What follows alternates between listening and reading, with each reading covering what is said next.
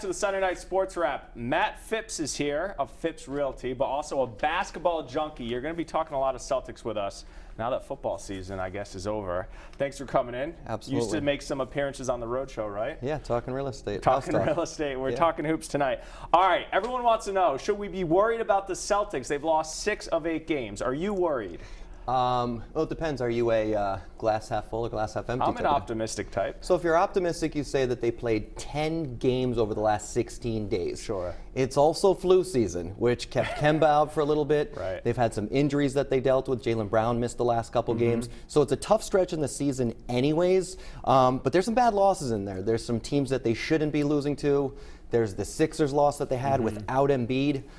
If you are a glass half full guy, as you said you were, then the fact that they came back against the Bucks after the Bucks started 12 of 15 from 3 that game and went up by 27 points, they came back and they fought. And we got Kemba scoring 40 plus that night. Right. That's encouraging. But yeah, I mean, losing to the Wizards, they got beat up by the Pistons. They lost to the Suns after Marcus Smart hit 11 threes. We're all watching that and thought they were going to have a furious comeback. By the way, Marcus Smart hitting 11 threes sounds almost like a joke. Yeah, it was amazing. I mean, for a guy that doesn't shoot the ball very well. He was unconscious, and that's why it was heartbreaking when Hayward was at the rim and missed that, couldn't put that alley-oop in. But yeah, that was a tough loss. But again, Kemba didn't play last night, no Jaylen Brown. Right. So the fact of the matter is, it's January. I'm pretty optimistic they'll play well for the next half of the season. It's a long season, 82 games. All right, seemingly someone has been out every game. You mentioned Kemba, Jaylen, Jason Tatum had a night off the other day. Who is the most essential piece? I guess how would you rank the importance of all these players? Because we've seen this team operate without one of their stars seemingly on a nightly basis. Well, I would suggest to you, despite the fact that he's coming off the bench at different points, that Marcus Smart is the heart of the team. He's an indispensable piece for them. He's a real catalyst, and you see they've wanted to be Marcus Smart's team for a while, and obviously we won't talk a ton about last year, but I think he's a real important piece of it. He's not the most or best, most individually talented player of the group, but I think he's the heart and soul of the team. Yeah. I think the other guys complement each other really, really well, and so it's hard to pick just one because part of their real strength is how well they play defense off each other, how well they play offense together as well. The Jason Tatum, Jaylen Brown, the way that they're able to switch defensively, having Gordon when he's playing well, be a playmaker. They're all really important to the puzzle. I don't think that there's one guy, and it's cool to see how they pick each other up. Right. You have 4 guys on any given night that are going to score 25 plus. That's what their true threat is. But if there's one guy I have to pick, again, it sounds strange, but Marcus Smart is the heart of the team. So that brings me to my next question. The feel in the NBA is that you need an alpha dog down the stretch to win you games. Do the Celtics have that player? I think they've got a couple of them. And again, they have the luxury and the flexibility to go to a couple different guys down the stretch. And part of it is most of them, Jaylen Brown is the only one who's had real free throw woes. Jason Tatum, in the context of the game, a lot of Celtics fans would hope that he gets to the line more than he does, but he can get his shot off. Kemba Walker, I think, is the guy on some level that they brought in to be that and to do that. But you've got options there, and that's a real strength of the team. All right, right now in 4th place, halfway through the season or wherever we're at, where do you see this team ending up? So I'm going to answer it 2 ways. I think they'll finish in the top 4, and you have to know that Eastern Conference after Milwaukee, it's really tight. It's 1.5, 2 games separates 2 from 6. So I think that they'll finish in the top 4, which will give them home court advantage. The exact placing, seeding, I mean, it's nice to have the home court advantage in the conference semifinals.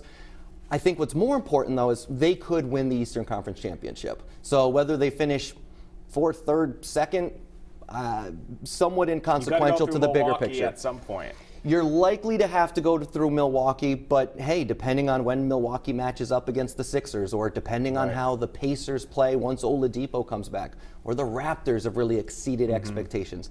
The Heat are the 2nd seed right now. So it looks like they will have to go through the Bucks, but candidly, I'm actually more worried about the Sixers than the Bucks. Interesting. Okay, the Bucks playing at a historic pace right now. Right now, All-Star voting is ongoing. Kemba, I think, is going to make it. He'll make it, yep. Tatum or Brown more deserving? That's really tough. The cop-out answer is to say that I'm going to pick Tatum because he's played 5 more games. I think both of them, I think you could make a real case for both of them. And you know what the disappointing part is? If they didn't have the skid, I think both of them would have made it. So unfortunately, I think Brown is the odd man out, which is too bad because he's been phenomenal this year. He's earned every single dollar of that contract that he got. I actually think it looks like a great contract now. When it first came out, people were cynical saying, "Oh, they gave him a ton." They didn't look at the incentives, but I think it's a great contract. Yeah, it's a good I think he's deserving of an all-star spot, but I don't think they can give them 3 spots when they're looking at 4th seed, whatever it may be. So I think, unfortunately, Jalen is the odd man out. But Tatum, I would slightly put ahead because he played 5 more games, and his defense. Not to say the Browns' defense hasn't been great, but I think there's more discussed about Smart and Brown's defense. Yep. Tatum's defense has been tremendous this year. All right, big one Monday night. Lakers coming to town. Now that LeBron's out west, we don't see him as often as his Cleveland and Miami days. Anyway, this is an NBA Finals preview, and is this maybe the matchup the Celtics need to get out of this skid? Is this going to have a big game feel on Martin Luther King night? It could, yeah. I think it would be a nice. They have everybody back. Hopefully tomorrow night. It looks like Jaylen Brown's going to play. Kemba should be playing. Gordon still seems a little bit banged up. So you've got everybody. It's at home in the Garden. If they win, hopefully it galvanizes them to turn around from the skid that they've experienced. Is it a potential finals preview? Yeah. I think, again, I'm concerned about the Sixers and how the Sixers match up against them. But if the Bucks play the Sixers, they might not even have to deal with the Sixers. I think it's a good chance that they play the Lakers, but the Clippers out west are a real problem for the Lakers. All right, good stuff. Matt Phipps joining us talking Celtics. Thanks so much for joining us.